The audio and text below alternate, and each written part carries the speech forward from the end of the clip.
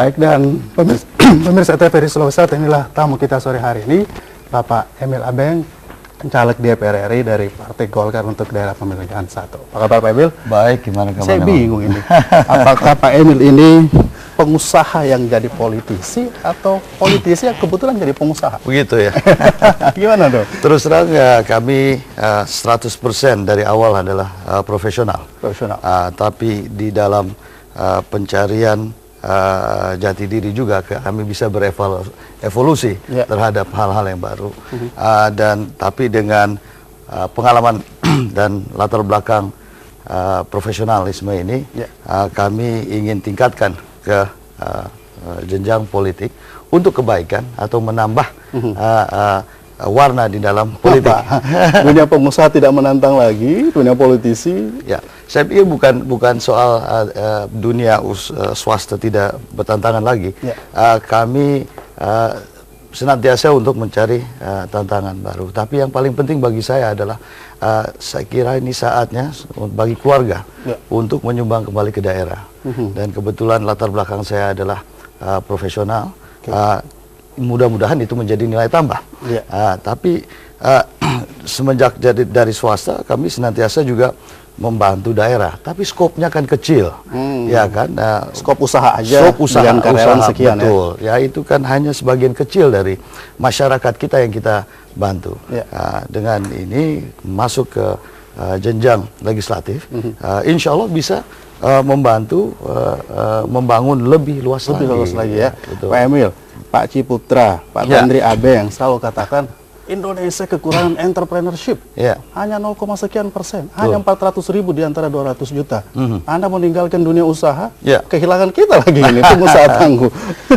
Saya mudah-mudahan saya bukan satu-satunya pengusaha tangguh, tapi saya pikir masih ada berkembang ke sana. Tapi kami juga harus ada keseimbangan dalam hal ini. Mengenai diri saya sendiri, dari usaha saya tinggalkan sesuatu yang sudah mempunyai sistem. Jadi saya tidak perlu lagi berada di dalam usaha itu, karena itu sudah berjalan. Sudah running well semua ya. Itu di remote dari selayar saja udah bisa mungkin. Running very well. Running very well ya. Saya aja ambil cuti ini selama 2-3 bulan, saya nggak pernah ditelepon, artinya hal-hal sudah running well. Ya, insya Allah. Ini leadership yang sudah diperlihatkan. Betul. Daerah Anda pemilihan 1, mulai dari Makassar sampai Selayar. Betul. Anda lama sekolah di luar negeri, profesional Jakarta, keliling dunia. Anda tahu enggak daerah-daerah ini yang Anda wakili ini semua ini terbentang Makassar, tiba-tiba muncul caleg nomor 7 di daerah pemilihan 1 untuk DPR RI Partai Golkar. Betul. Ya, saya memang tantangan bagi saya, tapi untuk mengenali dapil saya bukannya baru. Kami telah berkarya di sini semenjak tahun 80-an. Semenjak 80-an. Jadi saya sering juga jalan dari Makassar sampai Selayar. Dan alhamdulillah setiap kali kami jalan, kami belajar banyak ya. Daerah-daerah kami adalah Makassar, Goa, Takalar, Jeneponto, Bantaeng, dengan Selayar. Tapi alhamdulillah kami mengenal dan banyak juga keluarga dan juga banyak juga usaha yang kita lakukan. Asdet saya mau sampaikan bukan karena ada nama Abeng di belakang, ya, Anda dipasang di nomor 7. Dan bukan tiba-tiba muncul begitu. Ya, terkadang orang pikir kalau nama Abeng kenapa tidak nomor 1 ya, tapi bukan soal itu. Saya pikir hal untuk masuk ke sini harus bukan karena nama, harus soal kompetensi juga. Ya, saya pikir nama itu adalah satu hal, tapi kami di keluarga tidak akan setengah-setengah. Kami berkarya, kami benar-benar sudah ada karya yang nyata. Kami bukan yang haji mumpung, ya kan? Kami datang membawa suatu latar belakang yang jelas, membawa suatu karya yang nyata. Ya, tinggal bagaimana kami bisa ikut sertakan daerah untuk mengembangkan dan memberi nilai tambah ke depan. Jadi Anda pengurus DPP Golkar juga gitu? Iya. Berproses dari bawah juga. Betul. Jadi Golkar ini tidak main-main ya. Bukan sembarang lempar kader saja. Kalau kita lihat minimal saya lihat 5-7 tahun baru bisa kami rekomendasikan. 5-7 tahun?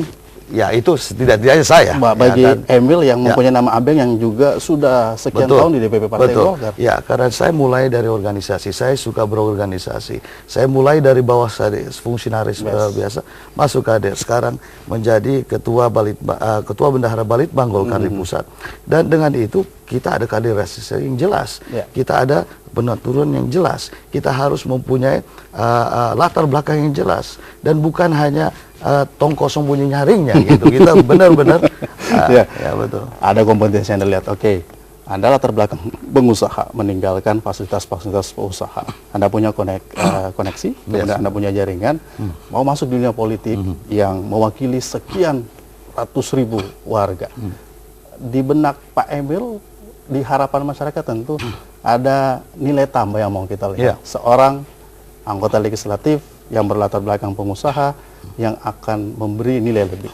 Apa yang Anda tawarkan? Ya, saya pikir saya masuk ke legislatif bukan hanya politiknya saja. Saya pikir itu yang paling penting. Ya, saya masuk karena kami dalam keluarga kami sendiri ingin saatnya sekarang. Kami sudah membantu banyak orang ya. Kita maksudnya saya sudah mengabdi di perusahaan luar negeri, dalam negeri, perusahaan keluarga. Kami pikir sekarang saatnya kami mengabdi kepada daerah.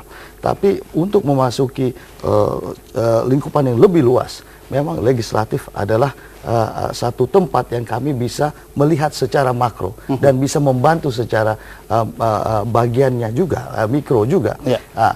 Dengan itu, karena saya memang sudah dipersiapkan oleh Golkar dan mempunyai landasan yang kuat dari belakang. Kalau ini digabungkan, insya Allah niat kami adalah untuk membantu membangun daerah kami.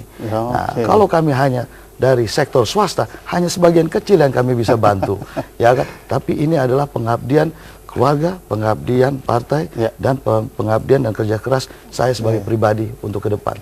Kerja lebih keras, lebih cepat, lebih baik. Insya Allah. Tagline Partai Golkar. Insya Allah. Tapi dari daerah pemilihan satu ini tentunya ada Makassar yang kota metropolitan. Ada Selayar yang maritim. Ada Bulukumba Bantaeng yang kuat di baik di laut maupun di agro. Kemudian ada Jeneponto yang kuat di hidro dan agro juga. Sebenarnya dari 7 daerah pemilihan Anda ini, apa yang dibutuhkan? Itu adalah satu hal yang saya sangat prihatin. Karena kalau kami representasikan Sulawesi Selatan, kita harus hati-hati. Pengembangan itu harus secara simultan, jangan hanya di kota saja. Ya, kami harus lihat juga di kabupaten lain. Ya. Dan saya melihat setiap kabupaten kita harus pilih-pilih apa kekuatan competitive advantage-nya mereka. Ya kan, Takalar Jagung, Jeneponto ini, Takalar ini. Dari situ juga kita harus bangun. Saya sangat senang sekali melihat pengembangan infrastruktur, itu sangat perlu ya. Pelabuhan udara, jalan tol ya. Mudah-mudahan listrik akan nambah. Tapi di kabupaten dan di desa juga kita harus bantu. Ya, misalnya di daerah yang di mana ada jagung, kita harus taruh di sana pengolahan jagung supaya ada nilai tambah. Nah, itu baru dirasakan kesejahteraan rakyat oleh petani jagung. Ya. Jadi setiap daerah memang ada kelebihannya dan itu yang kita harus fokus dan kita kembangkan supaya nanti mereka tidak iri juga. Loh, ada pelabuhan udara tapi saya tidak menikmati, ya kan? Jadi itu yang kami harus fokuskan juga di situ. Betul, betul. Tapi ini kan terjadi kesenjangan luar biasa juga. Sementara Pak Emil akan berada di level misalnya pengambil strategi kebijakan di pusat. Kita punya provinsi, level kabupaten, daerah dan lain sebagainya. Gimana menghubungkan desain hubungan ini yang dalam program Pak Emil sendiri? Karena latar belakang saya sebagai profesional dan biasanya di organisasi profesional, tugas kami adalah untuk menjaga hubungan dengan baik. Nah, insya Allah pusat, kabupaten, provinsi, ini yang kita harus jaga, komunikasi yang benar. Saya walaupun sebagai CEO dari suatu perusahaan, bukan berarti saya tidak